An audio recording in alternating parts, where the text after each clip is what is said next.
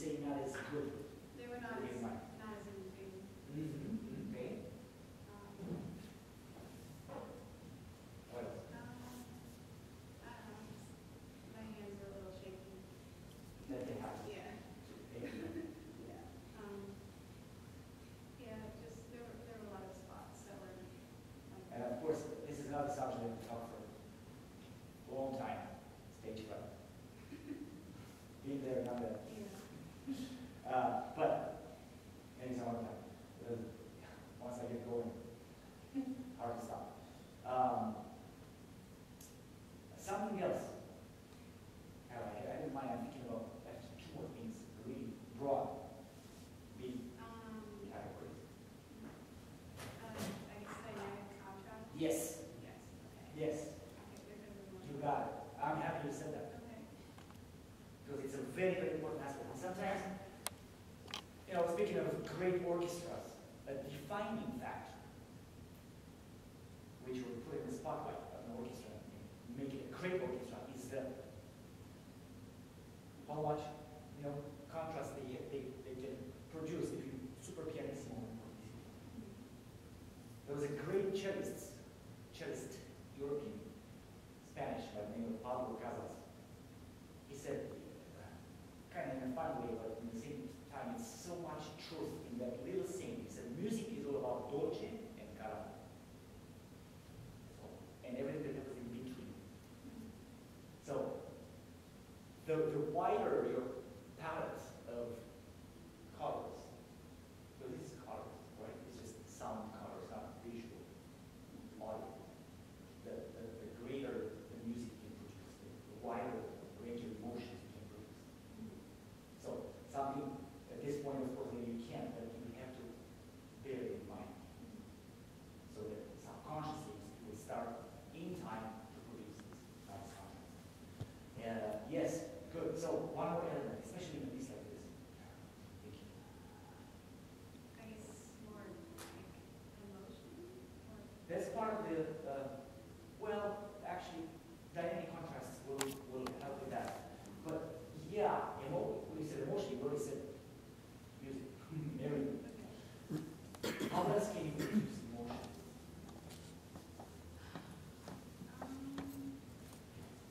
What is another very important expressiveness tool we have to master? Yes. Yeah. Okay. You got it. All right. You got it. And of course, if in Bach we kind of try to limit that to a bare minimum in a piece like this, he's swimming in vibrato. But again, the more evolved your vibrato, the more colors you can produce. So even within the piece itself, beginning with the first note of the concerto, when you have a very passionate, intense, wild vibrato, to the type of vibrato you need to use here, which is completely at the opposite pole. Very soft, very mellow.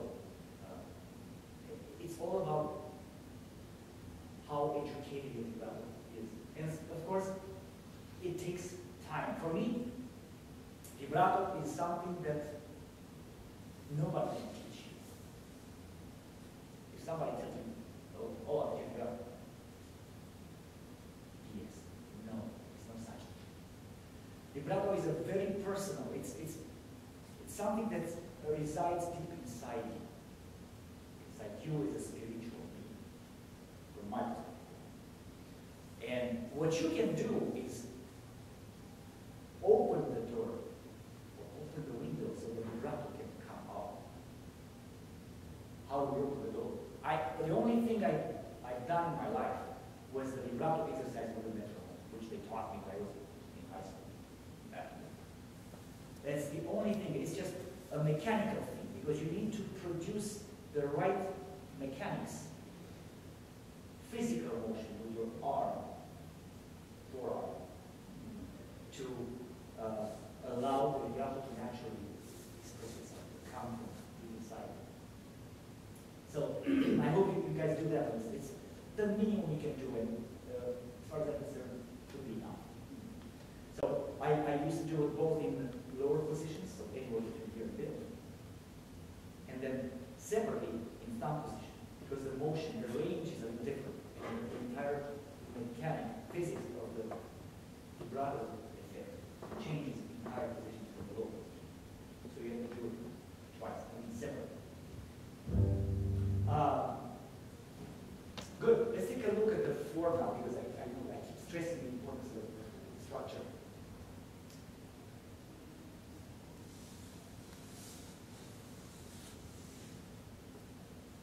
Basically, this is one big, huge phrase, which for me is a standalone, very long idea. Inside it has a lot of, it's like, you know, a good narration when you use comma, exclamation mark, question mark, semicolon, colon. This is the same thing we need to, the same approach we need to have during a piece. It's narrated as expressively as possible. All these rests, for me, are just like a singer will just take a breath, right there. But the idea continues. So again, the idea of building. See, for me, this is a very, very intense. Mi, mi, do, do, sol, si, la. The first really big, intense moment of cry out, if you want.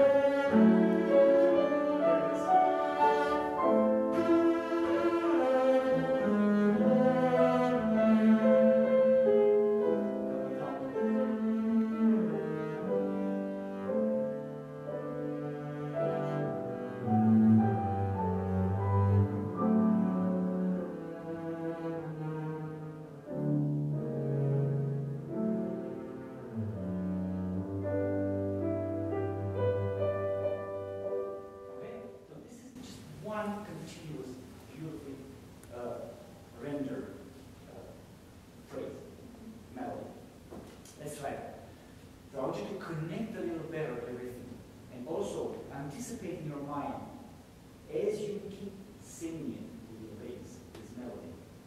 Anticipate the next idea. Feel it, hear it in your head before you actually play it. You'll see it's just better.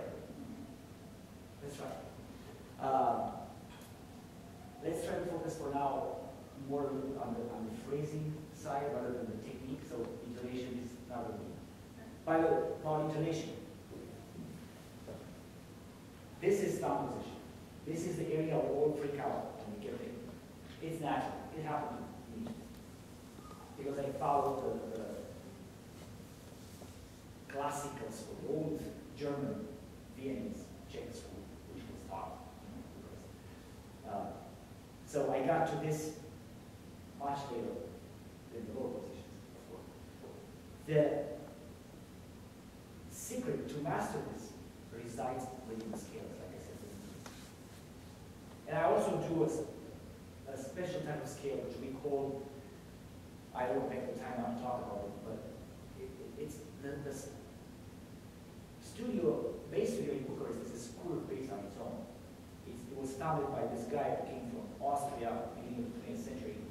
Josef Bruno was his name. So he came up with this amazing scale system. A part of this scale system is this, which we call horizontal scales, which are specifically designed to improve the technique. It looks like this. I'll just show you quickly.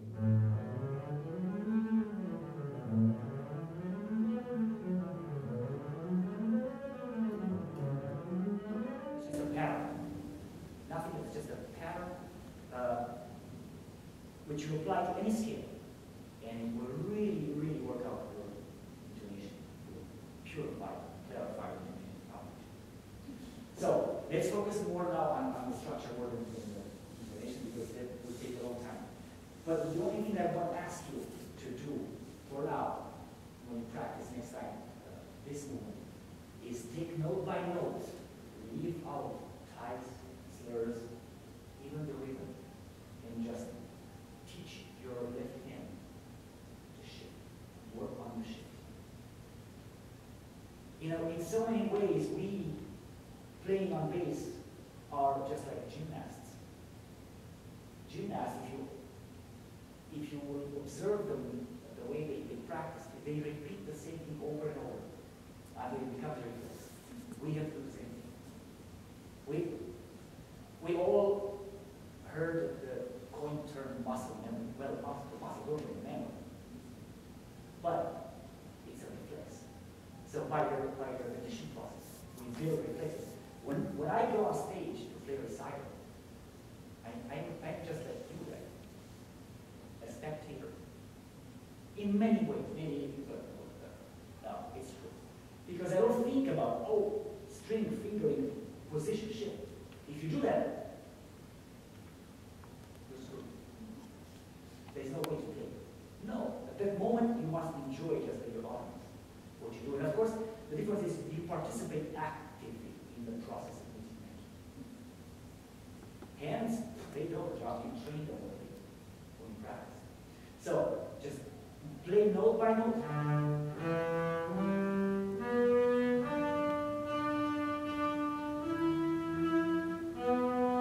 Work on the shift if need be.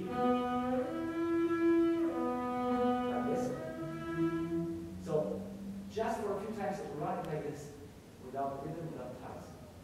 So you can consolidate shifts if you will. Okay? Let's play from the beginning now. And I'll kind of talk while you play. Don't stop on this. I say we will stop. All right? Do you want me to do it? Yeah, like to practice. For now, yes. Just play normally. And I'll try to kind of conduct. You ready to play? I would start at the floor. This area of the bow is for punches, attacks, really aggressive playing, powerful. This is just a nice little forte go there.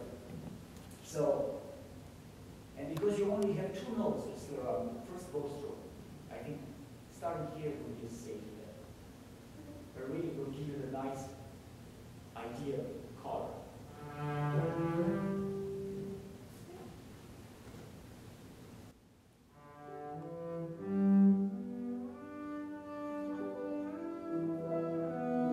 Good, let's stop for a second. Now, I'm going to try to play that here.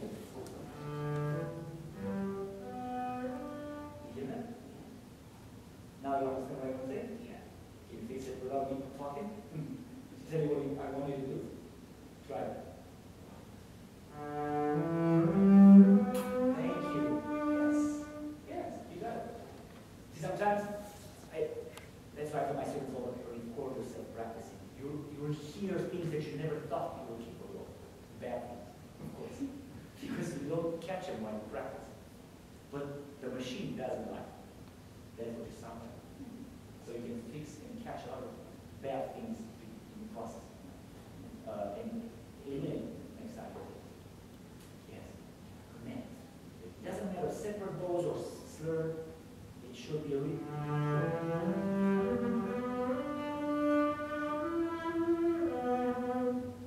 fully connected. That's right.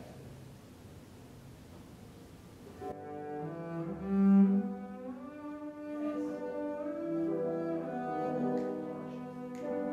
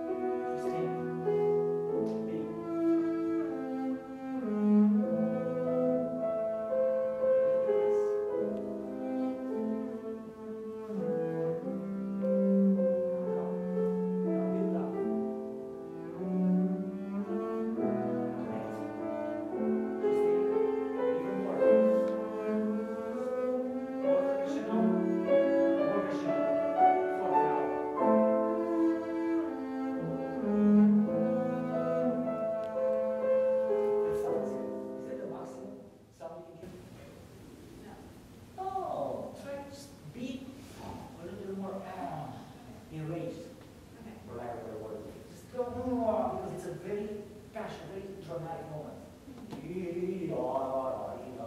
So can we build down here from this? Let's measure 15% yields. So let's see, yeah. Yeah.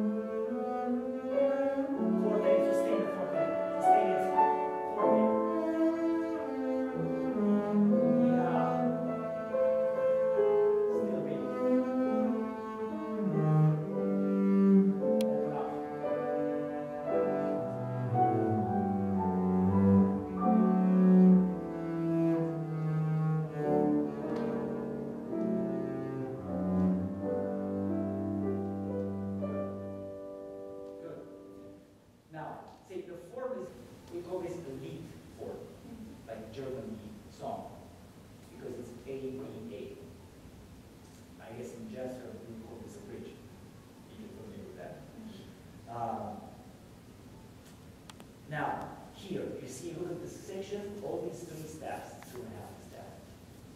It's black. Yeah. A lot of 16 of them. Oh my gosh, you lost it. It's not so scary. Of course, you gotta fix first the pitches and the clarity. The next immediate important thing is your note definition during the legato, the slur part. What I mean by that is, if you don't have a strong left finger articulation during the slur passage, it will sound blurry. This is what I mean by note definition.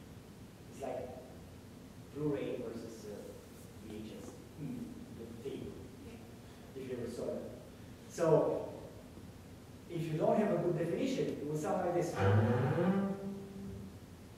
the difference. So it's one very important little criteria we have to take into account. Playing.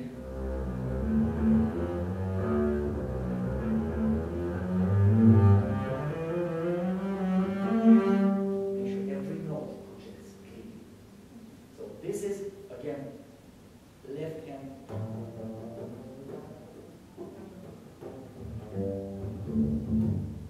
This left hand articulation power. Some people have more than others. If you don't have enough, please, articulation exercises. There are plenty out there you can choose. I remember when I was in high school, I did this.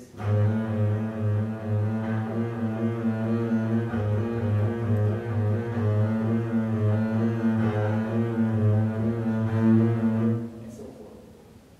10, 15 minutes every day. And then we build up a really nice articulation power in the fingers. The other thing is about this section is phrasing. You have to go with the line. Just follow the contour of the line. Just like you see the written on the paper. You do the same thing with your dynamics. Very easy. Here we have progression. See, 3 of them. And it's actually marks the piano. 5 minutes? Oh yes, I'm good. Yeah. Every one of them louder than the previous. And you really, at this one, you start screaming. So the octaves really, you open them up and play them out loudly with good broad, full vocal, broad strokes. Let's do a little bit without piano. Just so, it's piano. You don't want to start with the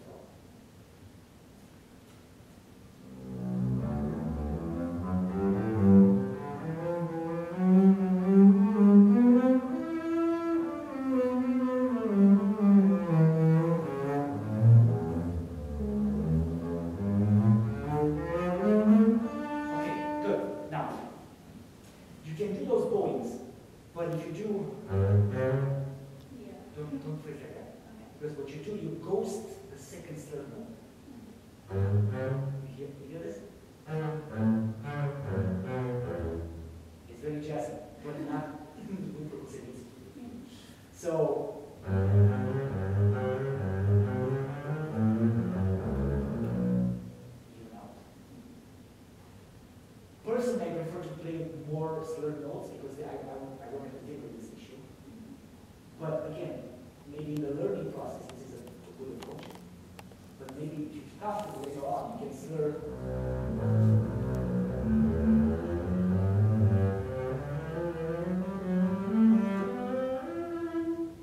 For 8 and 4, I can do it now. I think this is a good option. And it will help you really sound very good. Very simple. Can we do the second phrase? Because I just stopped it after the first. Try to apply this now. Play the chord. Yeah.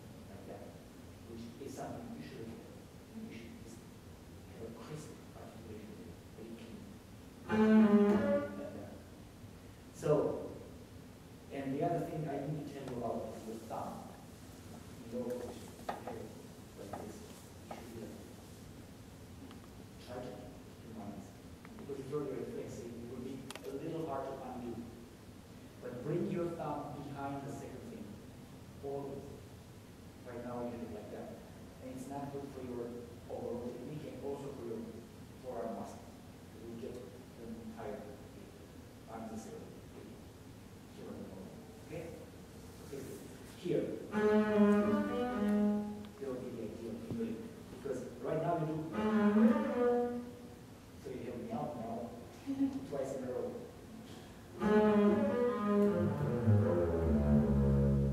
So this is a more efficient.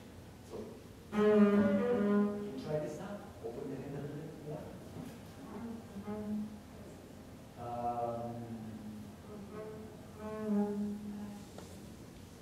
Right.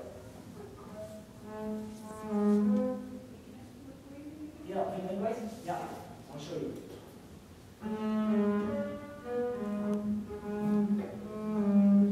Yeah. Yes. Now, let's do this. Keep your one on A, one, play A. First finger. Okay, first. This up, exactly. Very important. Never play with your left arm like this, with a wristband. Ever. And you can do an exercise now by yourself in the hall. If you do this with your arm, with your fingers, you feel the resistance. And then straighten up, it's gone. There's no resistance from the tendons and ligaments there. So people get a lot of carpal tunnel if they move like a couple because of this. It's very unhealthy. So this is a more, it's the best, the healthiest position, more relaxed, which doesn't, which allows for complete motion of the tendons, muscle, without resistance. Okay, just one minute. Thank you. So, I just want to show you this. It's very important. Elbow up, yeah. Exactly. Now stretch your third finger to reach the knee. Just open your hand. Yeah, just like exactly. Exactly. And then in this position, your first finger will be right above me. So you don't have to look for it too much. Normally, it's right there.